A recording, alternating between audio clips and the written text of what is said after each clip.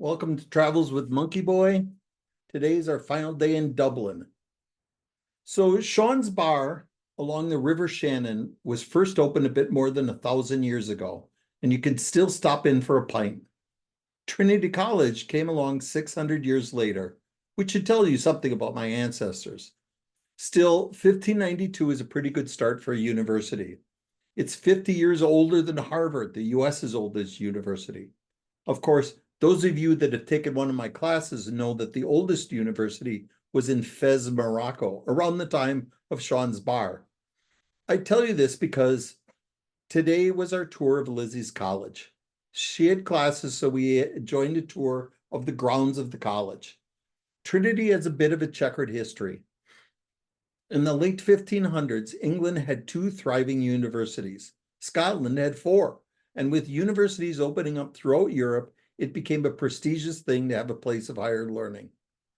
With the English strengthening their power at this time in Ireland, Trinity opened up as an Anglican Church of England, the one started by Henry VIII, the Episcopalians in the US. Oh, read a book.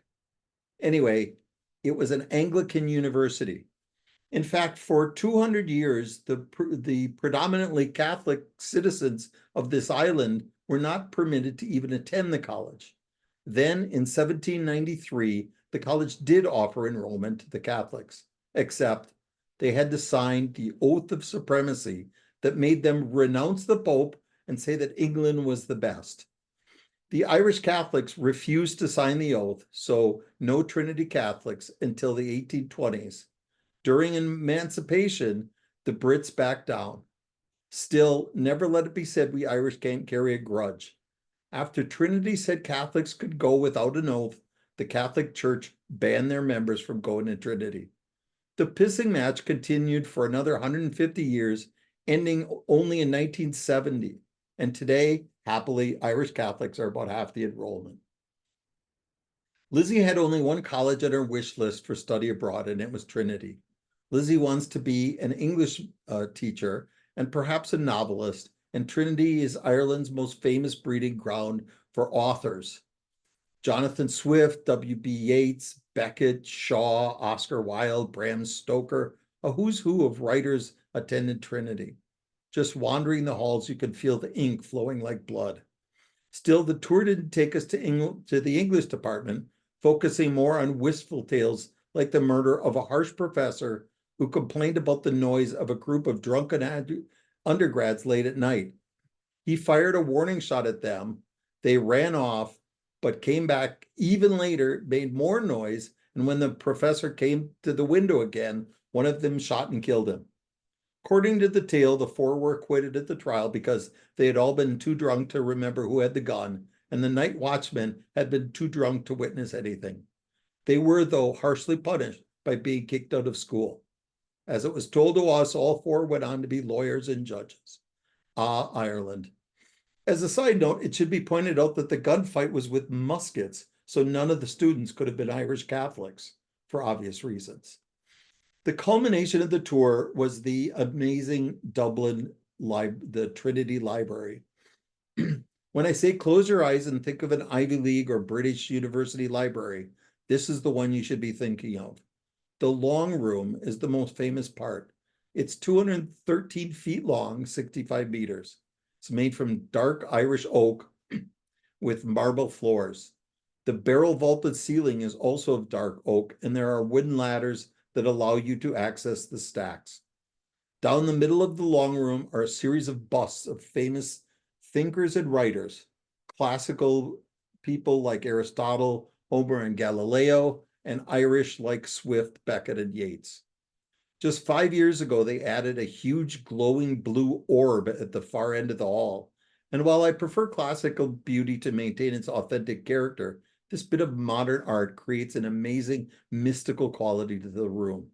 And the books, oh, the books. 200,000 of Ireland's rarest books and manuscripts are contained in the long room. The most famous resident is the Book of Kells. The Book of Kells was really just the New Testament from the Bible, written on calfskin 1,200 years ago in Scotland. handwritten in beautiful script and adorned with magnificent pictures. It was smuggled out of Scotland to escape marauding Vikings and hidden in the monastery at Kells. Its age and beauty make it one of Ireland's treasures, though for me, kind of boring religious imagery. The library also contains an original folio of Shakespeare's works, a collection of 15,000 17th and 18th century Dutch books on Dutch history, Dutch art, Dutch science, and Dutch law, because I don't know, why do you always need it? Why do you always need a because? Some things just are. The library also has a big collection of James Joyce manuscripts and notes, and he didn't even go to Trinity College. There are manuscripts of every famous Irish writer, as well as artwork and artifacts. The library is the sort of place it would be magical to just be able to spend one night going through the stacks. But sadly, they don't trust the public to take care of the rare books. Did I tell you about Easter Island and how a Finnish tourist took a hammer and chisel to the nose of one of the statues just because he wanted a souvenir? Oh, humans.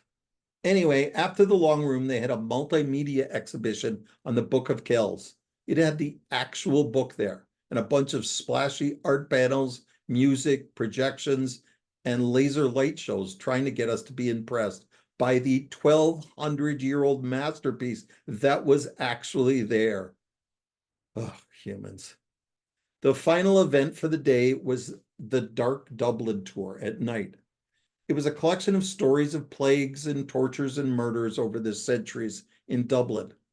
One of the weird things to me is if I say Jack the Ripper, everybody listening to this knows exactly what I'm talking about. 5 women in London murdered in 1888, and the murderer was never found. But 20 years later, the Phantom Killer in Dublin killed 6 women in brutal ways, but he was never identified. And yet no one ever mentions this guy. Marketing is everything. I have to admit, I only made it halfway through the tour. We made it to the outskirts of Dublin Castle, and while he was telling us gruesome tales of executions and tortures, I noticed a little garden with benches, and being wiped out from 8 days of tours, I told the ladies I was just going to sit there for the last hour and enjoy the tranquil darkness.